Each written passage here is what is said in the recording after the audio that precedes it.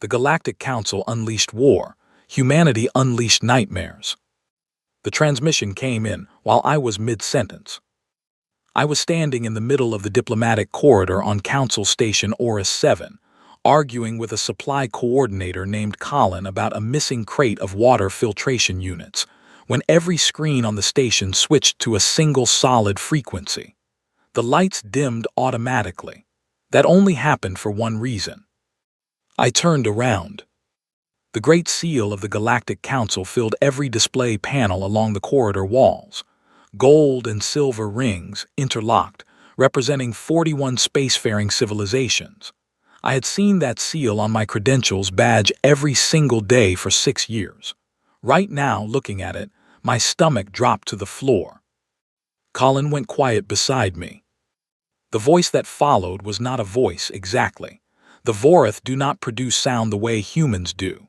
What came through the speakers was a layered harmonic signal, translated in real time by the station's interpreter network into flat, emotionless standard. Every word landed like a stone dropped into still water. The Galactic Council in session has completed its assessment of the human species designation H-Class 7. The assessment has been reviewed across 4 standard cycles. The conclusion is as follows. The human species represents an unacceptable and escalating probability of destabilization within the established galactic order. Population growth rate, territorial expansion velocity, psychological deviation index, and consistent noncompliance with population regulation protocols have each exceeded acceptable threshold parameters. Corrective measures have been proposed and declined 14 times over 40 years of diplomatic engagement. The Council has therefore voted, by a margin of 37-4, to authorize a full-class extinction correction event against the human species. Execution will begin within 1 standard cycle. 1 standard cycle, 11 days. I stood there in that corridor, holding a clipboard with a complaint form about water filters, and I could not move. Colin said my name. Oliver, he said it twice. I did not answer. I had been a human diplomatic liaison for 6 years. Before that, I had studied xenopolitics for 4 years at the Earth Council Institute, learning the 41 languages, the 41 sets of customs, the 41 ways of saying hello and thank you, and we come in peace.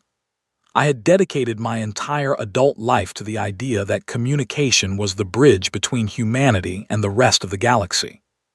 That patience and reason and good faith would eventually earn us a seat at the table, not just a chair in the corner. 37-4. 4 species had voted against it.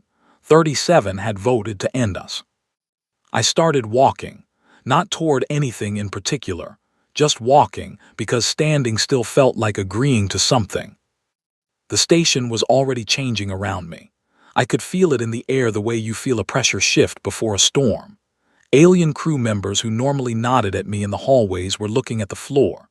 A pair of Denthari officers stepped around me in a wide arc, as if proximity itself was now a liability.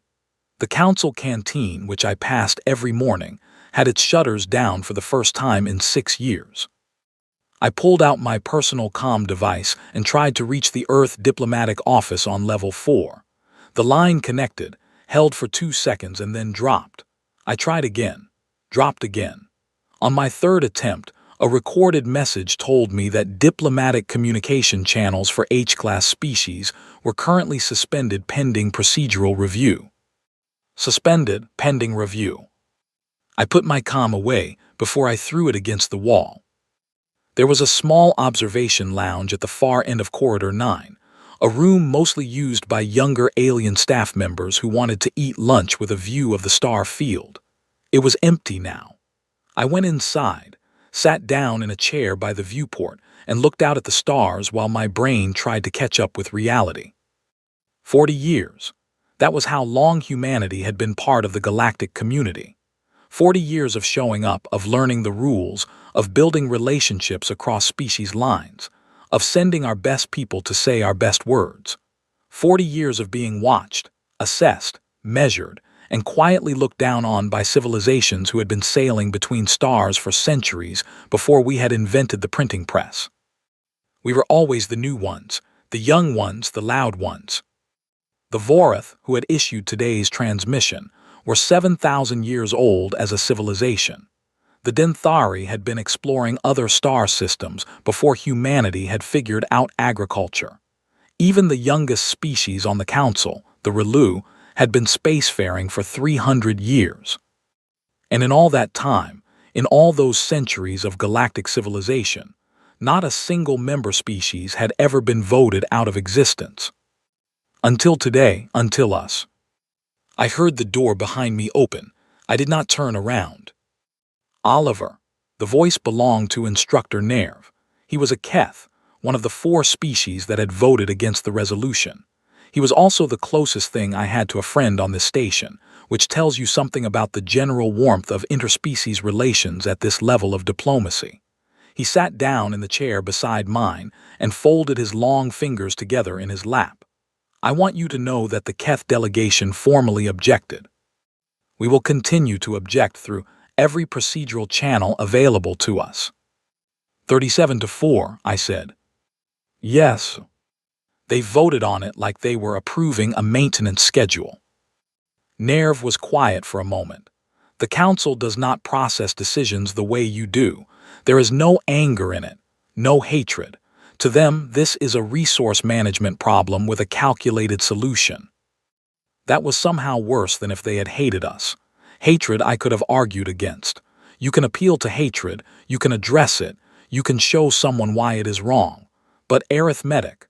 How do you argue with a species that looks at 8 billion human lives and sees an equation?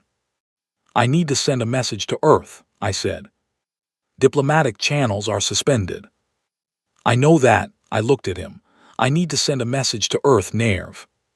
He understood me then. He looked out at the stars for a long moment. Then he reached into his coat, removed a small data chip and set it on the arm of my chair without a word. It was a Keth encrypted relay chip. It would bounce a signal through 3 unmapped relay points before reaching anywhere. Technically, it was not a diplomatic channel. Technically, if someone found it on me, it would end his career. I picked it up. It took me 40 minutes to find a private terminal and another 20 minutes to compress everything I needed into a message small enough to transmit on a covert chip. I did not write much. There was not much that needed saying. The Council has voted. The timeline is 11 days. They will come with everything. Wake up. I hit transmit. 14 seconds later, the door to the terminal room opened, and 4 Council security officers walked in. They were polite about it. That was the worst part. No raised voices, no rough handling. 2 of them simply stepped to either side of me and asked me, in perfectly translated standard, to come with them. One of them collected the terminal as evidence. Another picked up the data chip, which I had not had time to destroy. I thought about Nerv and felt a twist of guilt in my chest.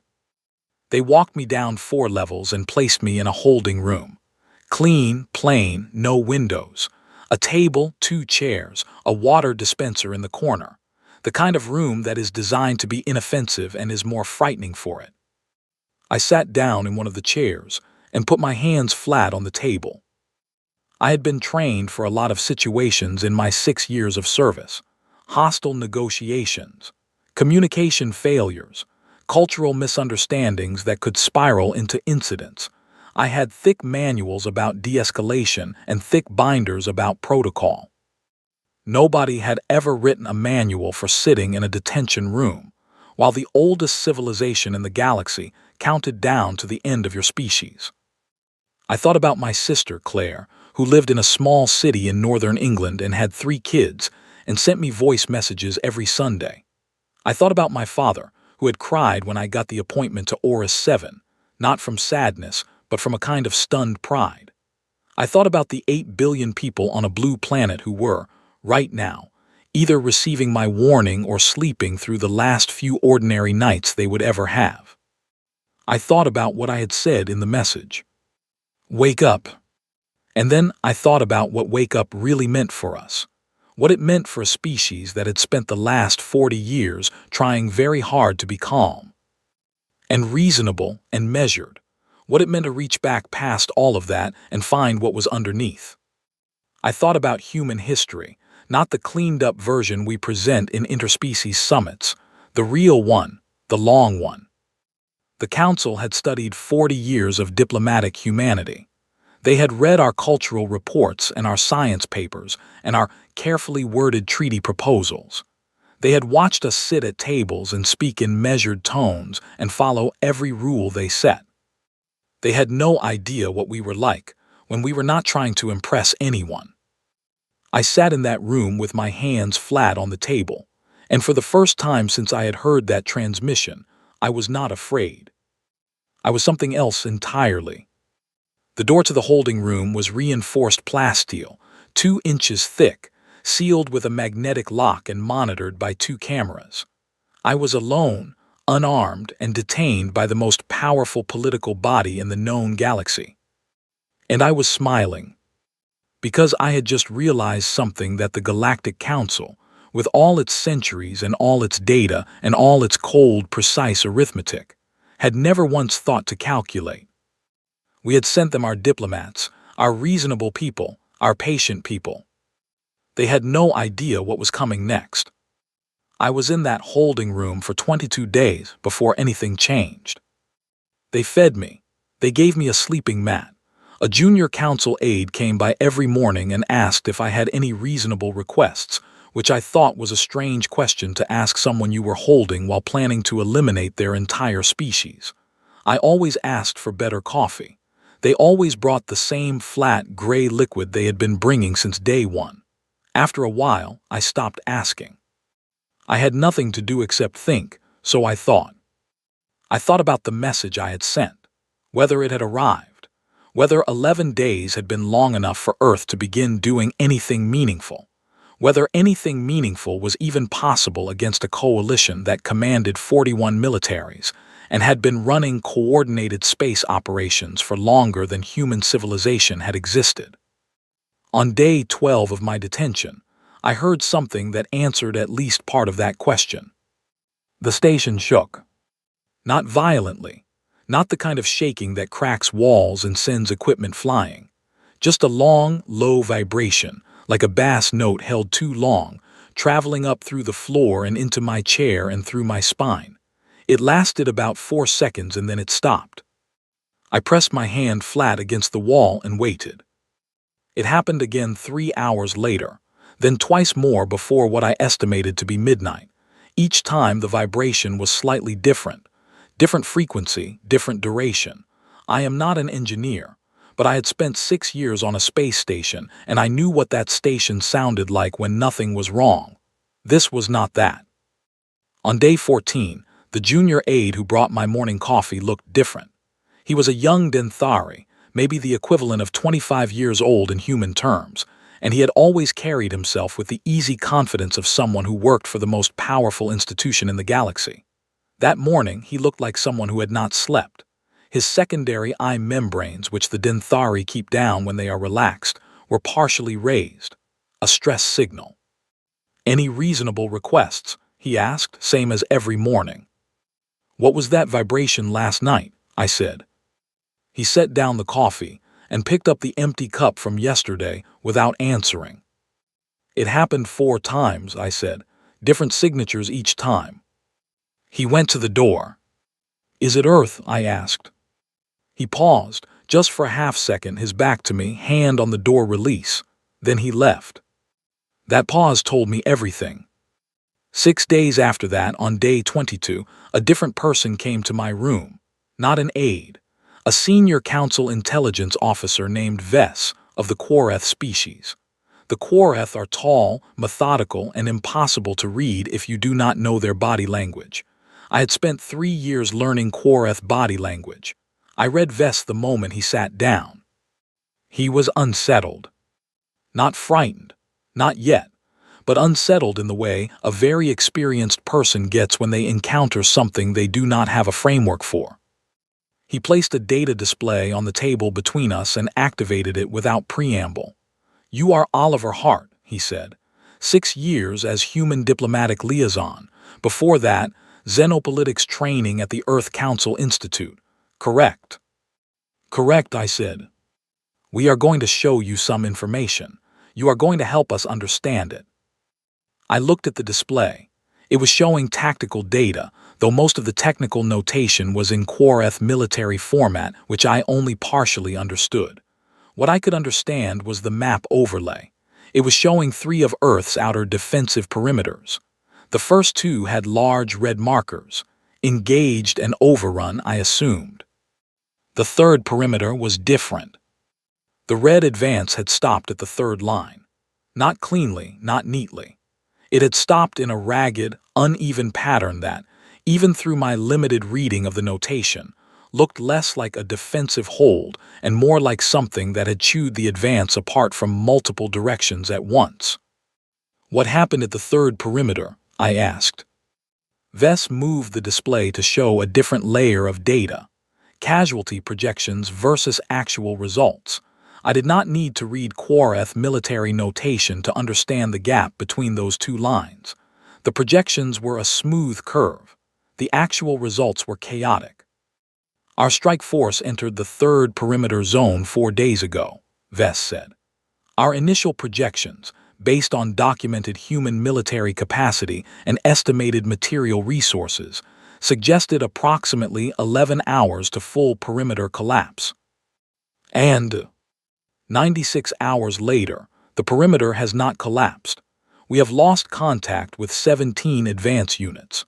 We have received fragmented communications from 6 others describing engagement scenarios that our tactical analysts have been unable to classify.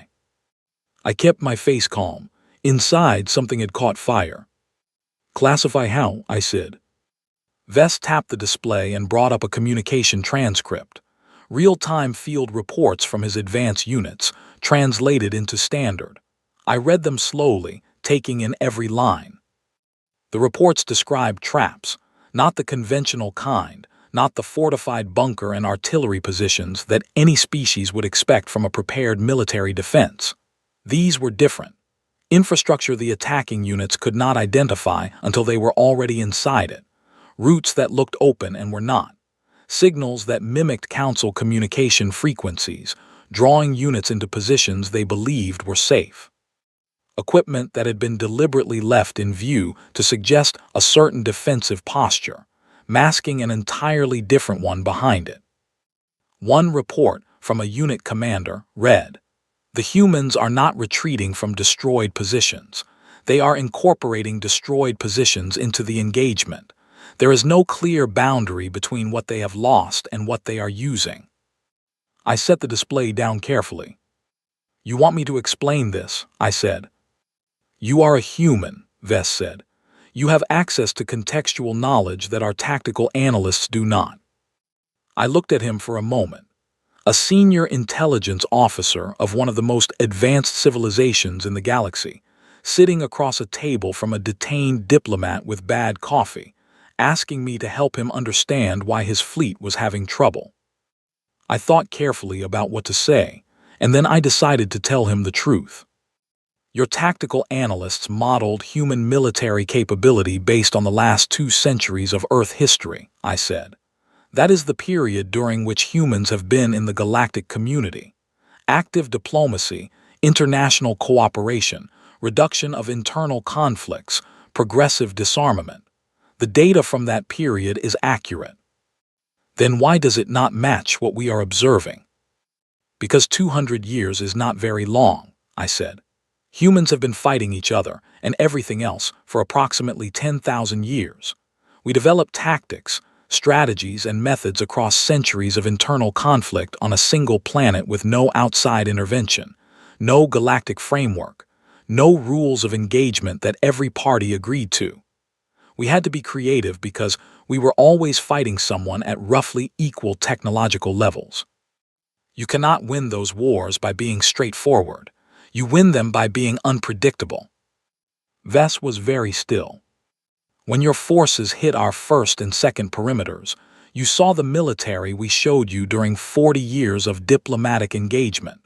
Organized, documented, calibrated to galactic standards. What you are seeing now at the third perimeter is something else. What is it? It is what we actually are, I said, when we stop trying to look civilized and start trying to survive. Vess picked up the display and looked at it again. I watched him process what I had said. The Quarath are not easily disturbed. He was disturbed. There is another anomaly, he said after a long pause. He pulled up a separate file, audio this time, with a visual signal waveform. This is a recording from one of our field commanders. He is observing a human unit that has been under continuous fire for approximately 18 hours with no resupply. They have taken significant losses. Their position is structurally compromised. He played the audio. For the first few seconds, I heard the sound of active combat in the background, the distant percussion of weapons fire, something collapsing. And then, cutting through all of it, a sound that made Vess watch my face very carefully. Laughter, a human voice laughing, not hysterical, not panicked. Just laughing the way you laugh when something is absurd, when the universe has done something so extreme that the only honest response is to find it funny. The audio ended. Our field commander reported that this was repeated among multiple members of the unit, Vess said. It disrupted his assessment. He could not determine whether the unit was experiencing psychological collapse or communicating in a code pattern. It was neither, I said. Then what was it? I looked at the table for a moment, trying to find the right words for something that I had grown up with and never had to explain to anyone. When humans reach a point where the rational outcome looks very bad, some of us do something that may seem irrational from the outside. We let go of the outcome. We stop calculating the result and we focus entirely on the action.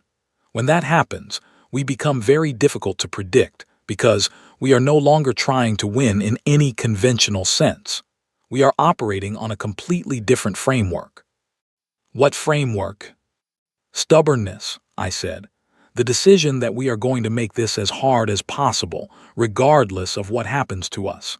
Not because we expect to survive it, just because we refuse to make it easy for the other side.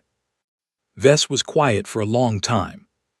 That is not a rational military doctrine, he said. No, I agreed. It is not. That is why your analysts did not model for it. He stood up. He collected the display. He went to the door and then paused there, and I recognized the gesture because I had seen it twice now from two different species, and it meant the same thing both times. He wanted to say something that was not in any official report. Oliver Hart, he said. In the Council's assessment, the primary reason your species was classified as a destabilization risk was your psychological deviation index. Your emotional responses, your unpredictability, your refusal to conform to standard behavioral models. I know, I said. It was listed as a weakness. I said nothing. Vess left. I picked up the cold gray coffee and sat back in my chair and looked at the ceiling of my plain, clean, inoffensive holding room. Somewhere out there, on a planet I had not seen in 2 years, my species was doing what my species had always done when everything went wrong. Not giving up, not calculating the odds and surrendering to them, just putting their heads down and refusing to stop. The Council had studied 40 years of humanity and seen a species trying very hard to be something acceptable. They had classified our oldest instincts as a defect, a weakness, a deviation from the rational norm. They were about to find out what that deviation actually looked like when it had 11 days of warning and nothing left to lose. Outside the station, the stars were the same as they had always been, cold and countless and completely indifferent to the outcome. I was not cold, I was not indifferent. I finished the terrible coffee and waited for whatever came next. On the 31st day, they moved me. No explanation. 2 officers, same polite tone, a longer walk this time through parts of the station I had never been permitted to access.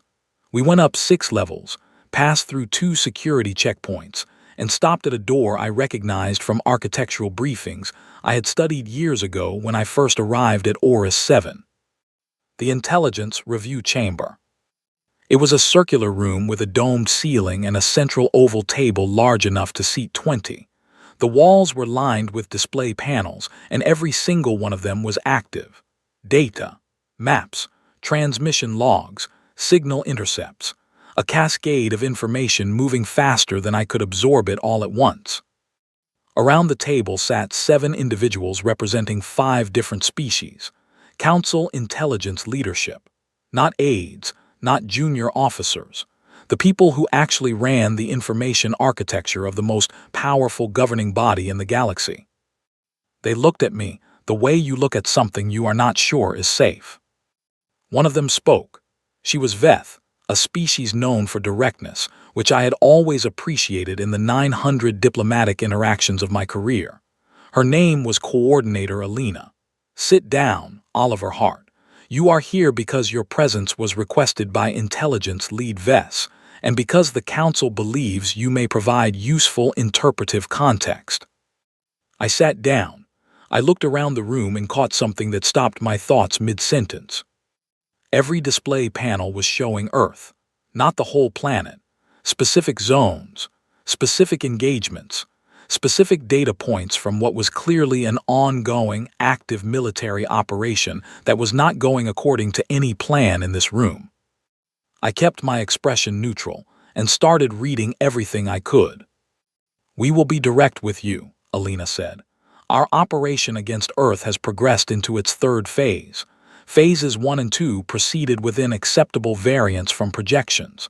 Phase 3 has not. Tell me about Phase 3, I said. She gestured to the display to her left. It expanded to show a grid of engagement zones across what I recognized as the mid-northern hemisphere of Earth, Western Europe, Scandinavia, parts of North Africa, and the near-orbit zones above them. The Council Advance Force had moved through the first 2 defensive layers in the first 11 days, which was presumably what they had projected. The 3rd layer had now been active for 20 days. The map looked like someone had taken the Council's neat tactical advance and put it through a machine that had no interest in neatness at all. There were gaps where there should have been solid movement. There were Council-marked positions that were showing conflicting status signals, some classified as secured, with simultaneous reports from within them describing ongoing resistance. There were areas where the advance had split in ways that did not match any standard flanking pattern, which meant the human forces were not where the models predicted they would be. Your ground forces are no longer behaving in a coordinated pattern consistent with a central command structure, Alina said. Our tactical division has concluded this means their command infrastructure has been damaged. Has it? I said. She looked at me. Is that question meant to suggest otherwise?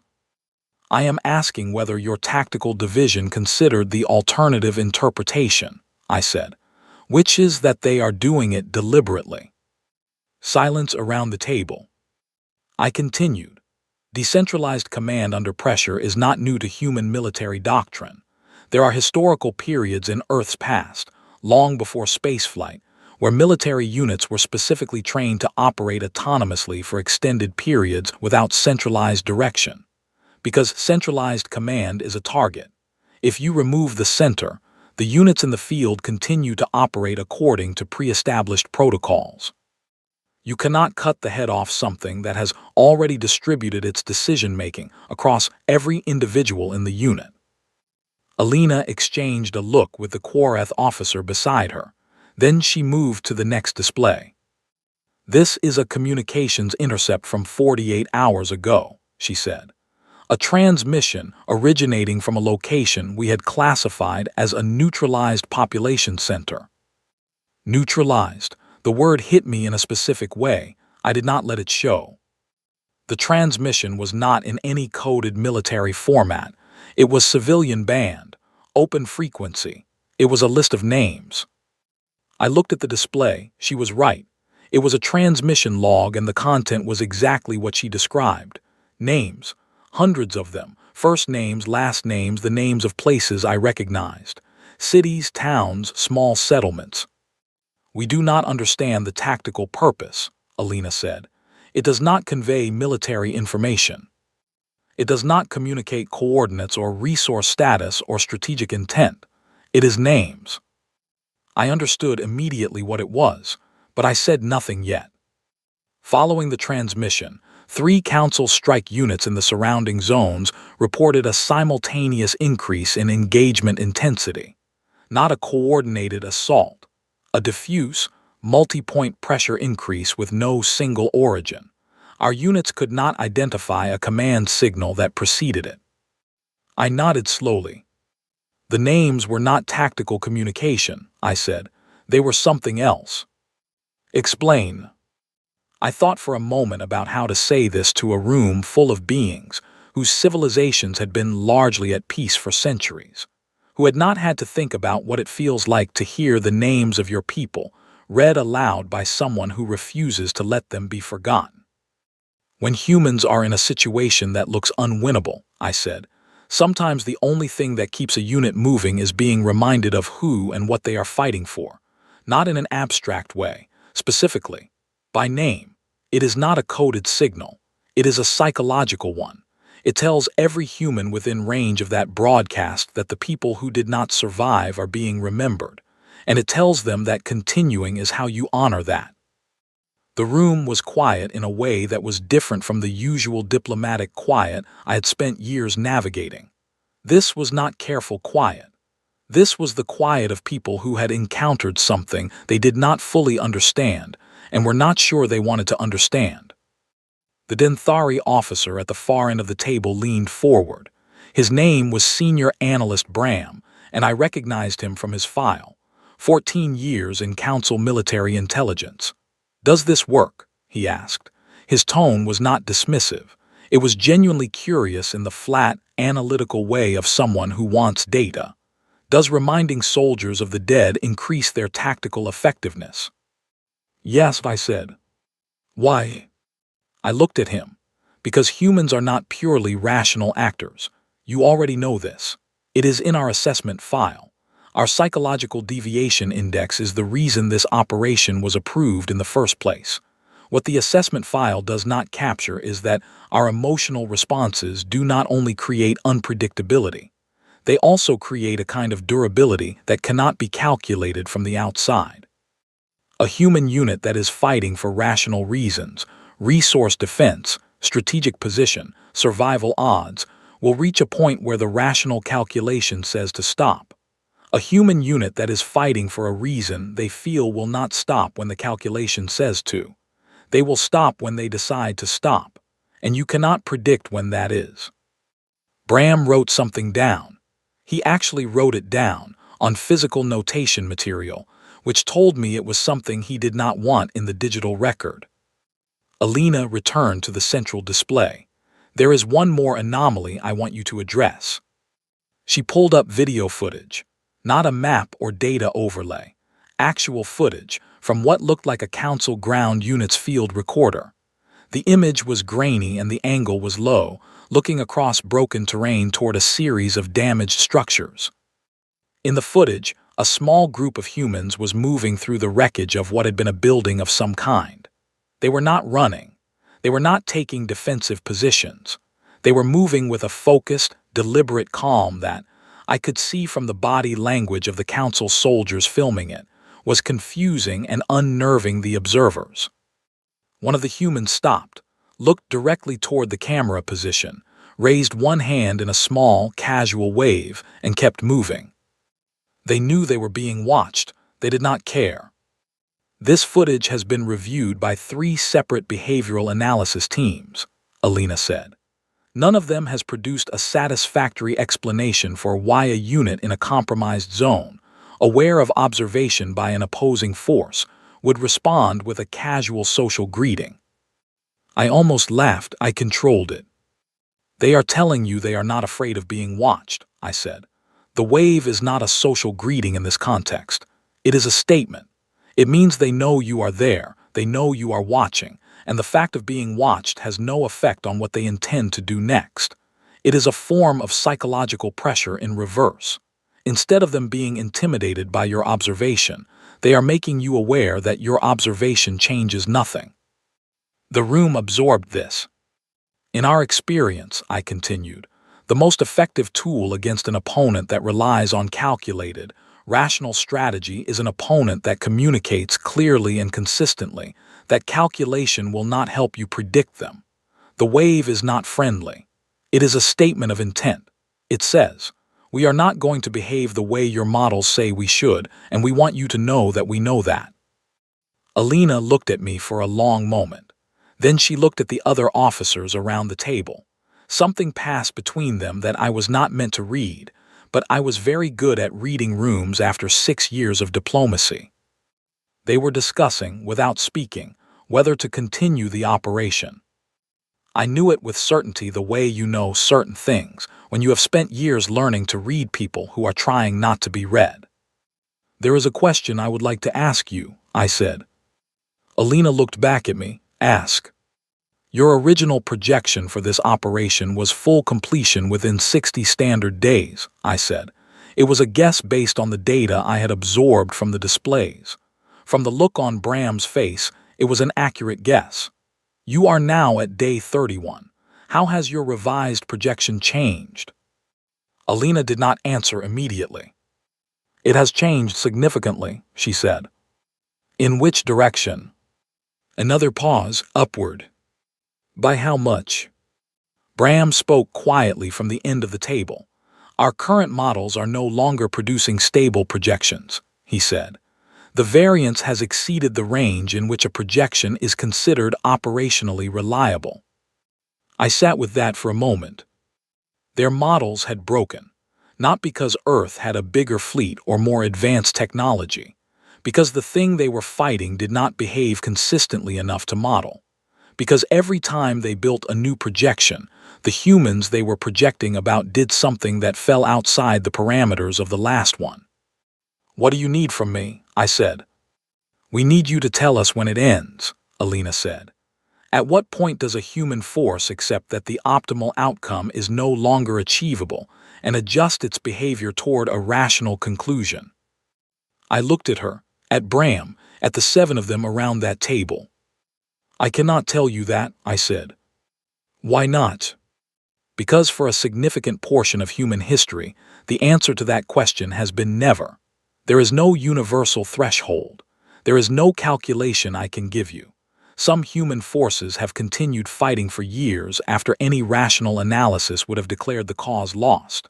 Some have continued after the cause was, by every external measure, completely and irreversibly gone, not because they were irrational, but because they had decided that the act of continuing was the point, regardless of the result."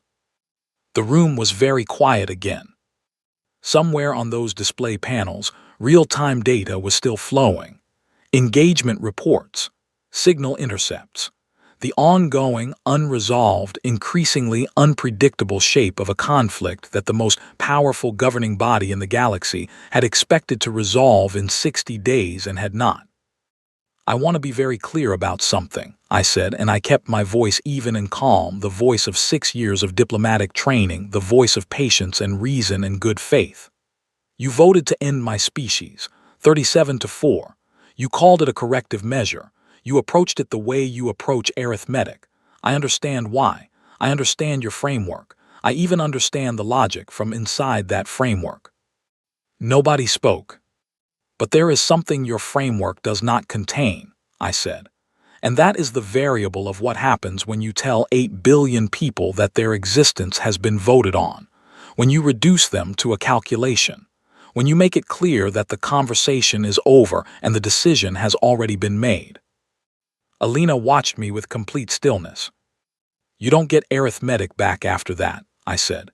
"You get something older. Something that your assessment files and your behavioral models and your deviation index scores cannot quantify, because it has never had to be quantified before. No one has ever studied what humans are like when we have genuinely, completely nothing left to prove to anyone." I stopped there. The data on the walls kept moving. The clock on the session panel read day 31 of the operation. None of the projections in this room were stable. And somewhere out there, in the wreckage of a planet that had been given 11 days of warning and chose to use every second of it, someone was waving at a camera and not losing any sleep over it. I folded my hands on the table and waited. Whatever they decided next, they were going to have to make a new model for it. They did not have one. On the 44th day, I stopped counting. Not because nothing was happening. The opposite.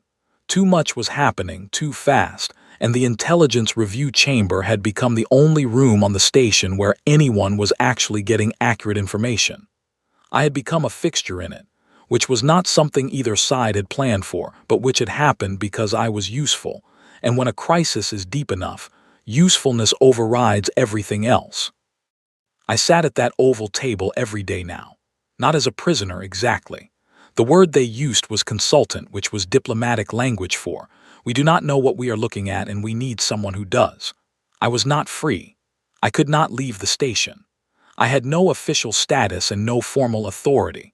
But I was in the room, and the room was where the war was being run, and being in the room taught me things that no detention cell ever could. What I learned in those days changed something in me. I had spent 6 years building my understanding of the galaxy on a framework of diplomacy, of the idea that rational actors, given enough time and information, would arrive at reasonable conclusions. That patient effort accumulated into progress. That the future was a place where humanity and the rest of the galaxy would find equilibrium. I still believed parts of that, but I had learned something sharper. Sometimes the only reason a rational actor changes course is because the alternative becomes too expensive. Not morally wrong, not ethically indefensible, just too expensive to continue. And sometimes the only way to make something too expensive is to be the kind of problem that cannot be resolved on a budget. Earth had become that kind of problem. I watched it happen in real time, day by day, through the data on those display panels. The Council had committed a force to this operation that, by any historical standard, should have been more than sufficient. The numbers were overwhelming. The technology gap was real. On paper, this should have been over in 60 days or fewer. But Earth had turned every day past 60 into a question the Council had not planned to answer, and the question kept getting louder. On day 47, the Council received a request for emergency consultation from 3 member species who had not been publicly vocal about the operation. 2 of them were mid-tier members whose home systems were, I noted quietly, within the general spatial range of human expansion. The third was a senior member species called the Relin, whose trade networks ran through 14 systems, 4 of which had human colonial settlements that were now, presumably, part of the ongoing operational zone. The consultations were held behind closed doors. I was not in those rooms, but I could read the shift in the intelligence chamber after they happened. The conversations around that table changed, shorter, more careful, more aware of something that had not been a factor before, consequences. The Council had designed this operation as a controlled, finite procedure, a correction, as they had called it, a thing with a beginning, a middle, and a clean end. What they had not designed for was a correction that kept generating new problems the longer it continued, disrupted trade routes, diplomatic friction with species that had existing relationships with human settlements. The growing, visible, impossible-to-ignore question of why the most powerful body in the galaxy was still engaged in a conflict that was now past its projected completion date by 30 days and climbing. And then on day 51, the thing happened that changed everything. I was in the chamber when the signal came in. It was flagged Priority 1, which in Council intelligence language meant it was something that had no precedent category. Alina opened it with Bram at her shoulder, and I watched both of their faces do something I had never seen them do in 7 weeks of working in that room together. They went still in the specific way that very composed people go still, when they need a moment to process something before they allow themselves to react. I moved closer to the display. The signal was from a Council monitoring post at the edge of the home system, not Earth system, the Council's own, the Vorath home system, the center of galactic governance for 4,000 years. A human vessel had entered the outer monitoring range. One ship, small, running on what the sensor logs described as a mismatched engine configuration, not a standard drive, something cobbled together from components that, when Bram pulled up the identification analysis, matched parts from at least 3 different ship classes, none of them human in origin. It should not have been there.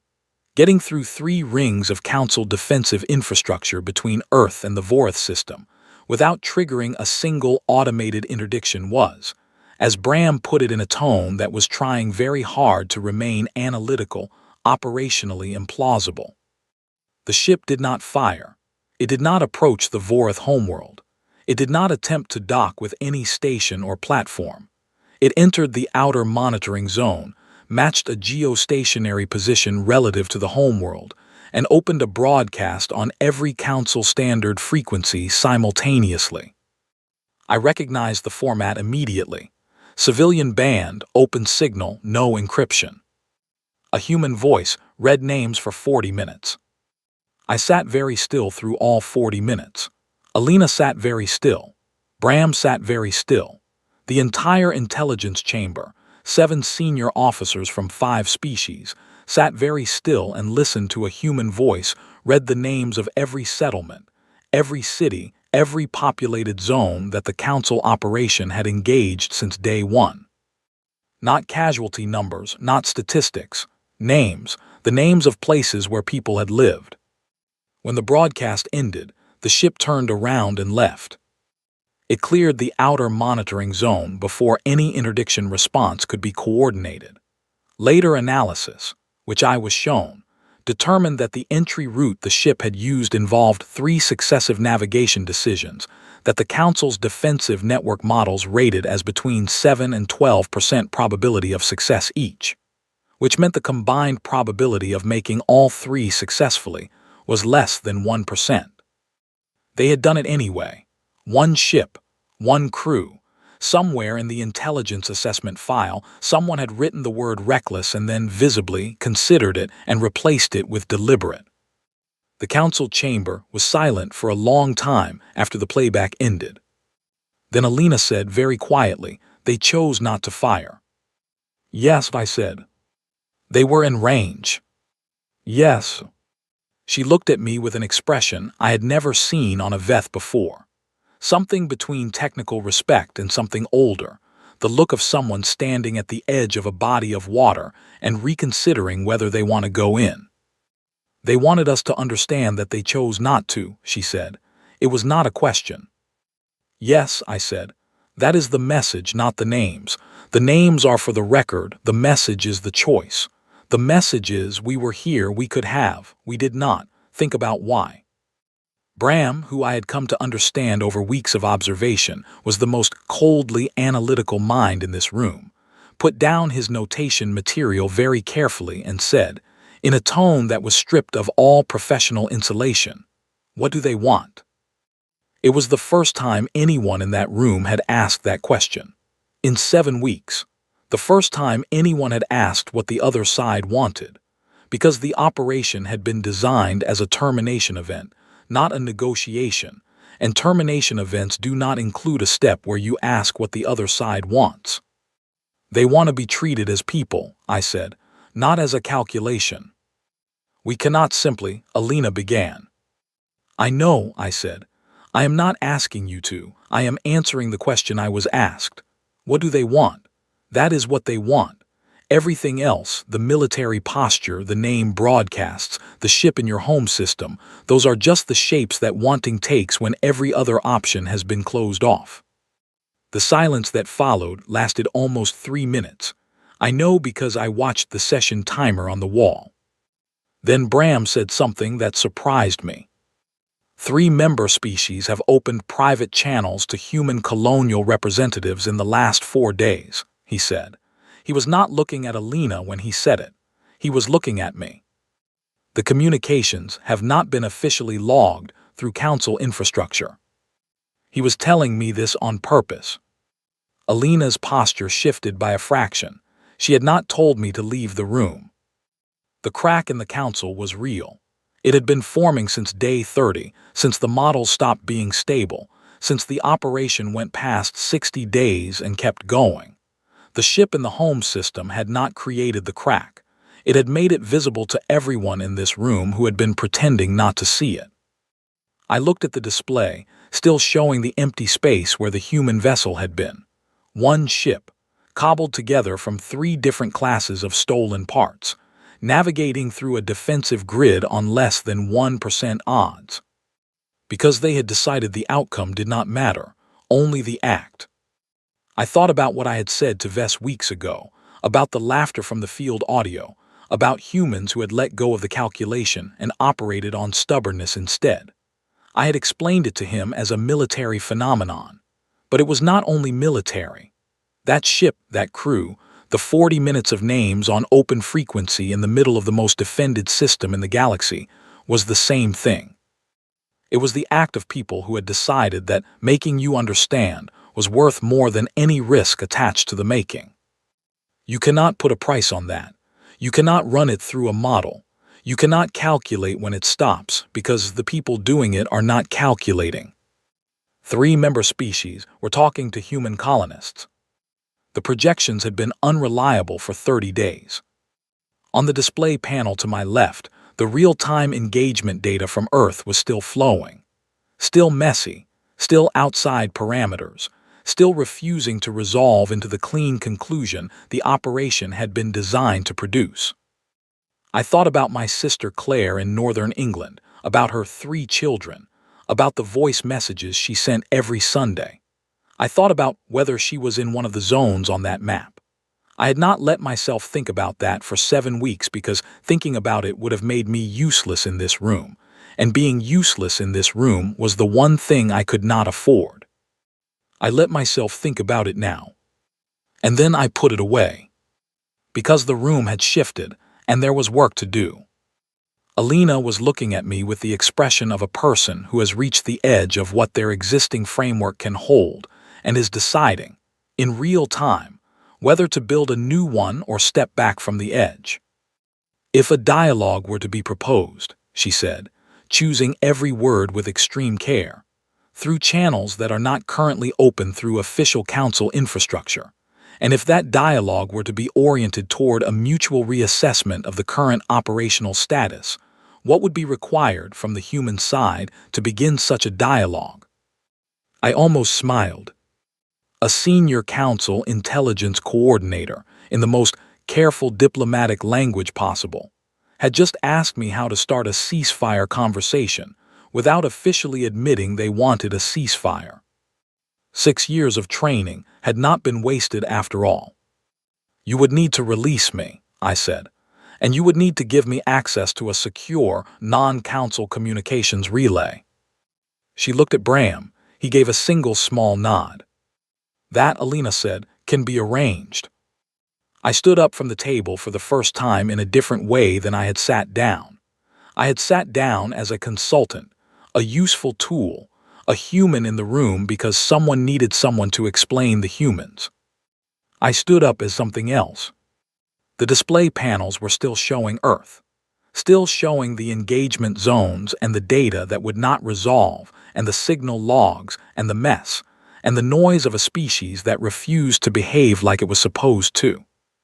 Somewhere in that mess, people were still fighting, still transmitting names, still waving at cameras. I was going to find a way to bring them home. They gave me a room with a window.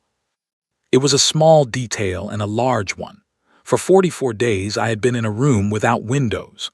The first morning in the new room, I sat in the chair by the viewport and watched the light from the Vorath sun fall across the station hull and thought, they are showing me something.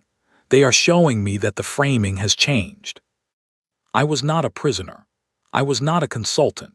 I was, as of that morning, the acting head of an unofficial human delegation that did not officially exist, conducting talks that the council had not officially proposed, toward a resolution that nobody on either side had officially acknowledged was necessary. The galaxy runs on official acknowledgement. Most of what actually determines its direction happens in the space between official positions, in the rooms without labels, in the conversations that get summarized later in language that makes them sound inevitable and tidy. I had spent 6 years watching that process from the outside. Now I was inside it, with no team, no formal mandate, and a communications relay that Bram had personally configured to route through 2 neutral systems before reaching anyone on Earth. My first transmission went out on what I had come to think of as day 1 of the new situation. I kept it short. I identified myself. I gave my current location and status. I explained, in plain language, what I believed the Council's actual position was, as distinct from what they would say officially. I described what I had observed in the intelligence chamber over the previous 7 weeks. I outlined what I thought was possible. Then I waited. The response came 11 hours later. It was not from Earth's central government. It was from a woman named Kate Albright, who I did not know, from a region of Earth I associated with agricultural settlements and cold winters. She had, apparently, become part of the informal coordinating network that Earth had assembled after the first 11 days, when centralized command became a liability. Her title, insofar as she had won, was something like Regional Communications Lead, which was bureaucratic language for. She was the person who kept information moving when the infrastructure for moving it had been damaged. She wrote in the same plain, short way I had written. She confirmed receipt. She confirmed that my transmission had reached people who needed to receive it. She said, and I am reconstructing this from memory because I was not permitted to keep printed copies, that there were people on Earth who had been looking for exactly this kind of channel for several weeks, and that my timing was either very good or very lucky. I wrote back probably both. She wrote back probably. We talked every day after that, not about grand strategy, about specifics, what the Council needed to hear to make a ceasefire proposal internally viable, what Earth needed to see before its informal coordinating network would accept any suspension of its current posture. The small, real, technical problems of building a bridge between 2 sides that had not planned to need a bridge. It was, in structure, the most ordinary diplomatic process I had ever been part of. It was also the most consequential, and I was running it alone, from a room with a window, using a relay that officially did not exist, talking to a woman who officially had no title, on behalf of a species that had officially been targeted for elimination, and a governing body that had officially not changed its position. The 37-4 vote was still on the record. Nobody had rescinded it. That was going to be a problem. I raised it with Alina on day 6 of the new situation. We met in a small conference room, just the 2 of us, a container of something warm that I had stopped trying to identify by smell, and a data pad with nothing on it, because nothing that happened in that room was going to be written down yet. The vote, I said. Yes, she said. It cannot be the starting point for any formal dialogue, I said. It has to be addressed before anything formal can begin, not reversed, not necessarily, but addressed. Addressing it formally requires a council session, she said. I know. A council session on this topic, at this time, with the current state of the operation, would produce a public record of a debate that several member species do not want on the public record. I know that too, I said. What about informally? She looked at me over her warm drink. Define informally. A statement, I said, not a reversal of the vote, not an admission. A statement that the Council has initiated a review of the operational status of the action taken under the resolution. That's procedurally accurate. The review is happening. You are reviewing the operation every day in the intelligence chamber. You just have to say so out loud on record. Which gives Earth's coordinating network something to point to that allows them to justify a suspension of their current posture to the people they're coordinating. She thought about it for a long time. That statement, she said, would require support from at least 9 member species to be issued under Council authority. How many do you have? Another pause, currently 7. Who are you missing? She named 2 species. I knew both of them. I had spent 6 years at this station developing relationships. Not all of them had survived the last 7 weeks, but some had. Give me 4 days, I said. I want to be clear about what the next 4 days were. They were not dramatic. They were not the kind of thing that makes for a compelling story when retold. They were careful, quiet, methodical conversations conducted through back-channel messages with 2 species delegations who each had their own reasons for hesitation, their own internal politics, their own concerns about what they would be seen to be endorsing. The first delegation, the Pelith, had trade interests they were worried about. I had to understand those interests precisely, explain why a stabilized outcome served them better than a prolonged operational engagement, and do it in a way that gave their representatives something to bring back to their own council that looked like a win. The second delegation, the Moor, had a different concern. They had voted with the majority. Going to 9 required them to associate themselves with a position that was, in the gentlest possible reading, a reconsideration of that majority. I had to find a framing that allowed them to support the review statement without implying that their original vote had been in error.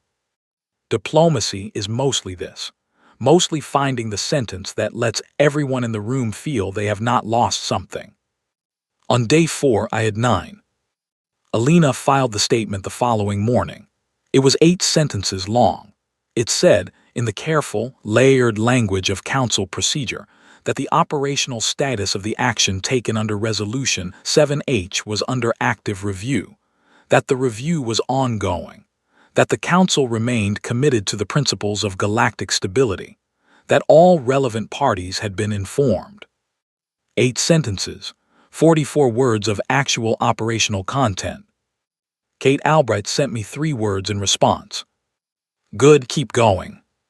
The next 30 days were the architecture, the actual terms. This is where it got hard because terms require specificity, and specificity requires both sides to say, on record, what they actually need. That is always the hardest moment in any negotiation. The moment when you have to stop speaking in safe generalities and say the actual thing. Earth's side was clear. Full sovereignty, recognized and encoded in Council legal framework. Removal of all population regulation requirements for H-class species. Formal representation in Council governance, not observer status, actual voting representation. And a public acknowledgement entered into the permanent galactic record of what had occurred. That last one was the hardest for the Council, not the sovereignty, not the representation, though that was a significant structural change that required amending 2 founding documents. The acknowledgement, the on-record, permanent, unremovable fact that the Galactic Council had voted to end a species and had been wrong to do so. Alina and I went around that point for 9 days. On the 9th day, I stopped being diplomatic about it. It has to be in the record, I said, not as punishment, not as humiliation, as a fact, so that the next time a species is brought before the Council for a classification review, there is a precedent on record for what happens when the review process fails. That is not a demand for revenge. That is a structural improvement to your own governance. You should want it in the record. She was quiet for a long time. You have thought about this for a long time, she said. I had 44 days in a room with no windows, I said. She almost smiled. It was a Veth expression, subtle, a change in the secondary facial muscles, and I had spent enough time with her to read it. We will need to discuss the language of the acknowledgement, she said. Of course, I said, that is what we are here for. The signing happened on a morning that was, by the station's internal clock, early. I had not slept. I do not think Alina had either. Bram arrived with his notation material and sat at the end of the table in his usual spot and looked at the final document with the expression of someone reviewing a piece of work that is finished and correct and still somehow surprising. There were 9 of us in the room. 5 council species, myself, Kate Albright via secure relay on a screen at the far end of the table, and two representatives from the three species that had moved from council alignment to a neutral human relationship over the previous weeks. We read through the document one final time. Nobody had suggested changes in 48 hours, which in diplomatic terms means everyone has decided to stop suggesting changes. Kate confirmed Earth's coordinating network acceptance. Alina confirmed council procedural validity. We signed it. There was no ceremony. A document became a different kind of document, and the war that had been running for 61 days was now, officially, under suspension pending the full implementation of terms, which would take another year of detailed procedural work, and which I was probably going to be doing from a room on this station for most of that year. But the names would stop, and the ships would stop, and the data on those display panels would stop updating with engagement reports and signal intercepts from a planet that had been given 11 days of warning and had used every single one of them. The junior council aide who had brought me coffee every morning for 44 days came into the room after the signing and placed a container of something warm in front of me. I picked it up, smelled it, and stopped. It was actual coffee. Real coffee, the kind that had a smell that reached back past 6 years of station life and 44 days of detention, and 40 more days of the hardest work I had ever done in my life. I looked up at him. He did not explain where he had found it. He just went back to his position by the door. I drank it slowly. After everyone else had filed out, I sat alone at the oval table in the intelligence review chamber and looked at the display panels. Most of them were off now, or cycling through routine monitoring data, the quiet background noise of a station that was returning by degrees to something like normal operation. One panel was still showing Earth, real time, not engagement data, just the planet itself from a high orbital relay. The slow turn of it in the dark, the shapes of the continents, the white and blue and brown of a world that had been given 11 days and had turned 11 days into 61, and had made those 61 days count in ways that would be studied. I was absolutely certain, by every species in the galaxy for the next several centuries. I thought about Kate Albright, who was probably sleeping for the first time in weeks. I thought about the crew of that one ship, the cobbled-together vessel that had navigated through a less than 1% probability, and parked in the home system and read names for 40 minutes, and then turned around and left. I thought about the soldier who had waved at the camera. I thought about the laughter in the field audio, the laughter that had unsettled a council admiral in a way that no military threat had managed to. I thought about my sister Claire and her 3 children. I thought about my father. I stood up, put the coffee container down on the table, and walked to the viewport at the far end of the room. The stars outside were the same stars they had always been, the same ones I had watched from the observation lounge on day 1, when I had sat alone after hearing a 37-4 vote delivered in the flat, emotionless tone of a routine administrative decision. They had not changed. We had. Not in the way the council had expected. They had expected this to prove that humanity was exactly as dangerous as their assessment had classified us, that we would confirm the calculation, that the 40 years of diplomatic humanity had been a thin coating over something that needed to be removed. They were partly right. The coating was thin, what was underneath was real. But what they had not understood, what the assessment files and the deviation indices, and the 40 years of watching our careful, patient, reasonable diplomatic face had not prepared them for, was that the underneath was not only what they had feared.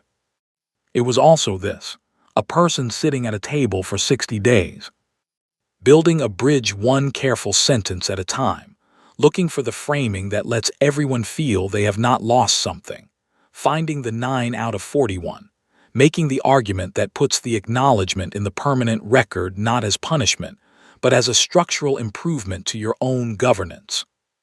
We were both of those things, the laughter and the diplomacy, the wave at the camera and the 8 sentences that said without saying that something had to change, The ship in the home system and the careful daily messages to Kate Albright about trade interest framing for the Pelith delegation. We were not what they had classified us as. We were not a deviation from the rational norm. We were something they did not have a category for. And that, I realized, standing at the viewport while the planet turned below, was exactly the point. They had called us nightmares. We signed the peace treaty. Both things were true. Both things were ours. Outside, a colony ship was visible in the far distance, a small moving point of light, heading somewhere new. I watched it until I could not see it anymore. Then I went to find better coffee.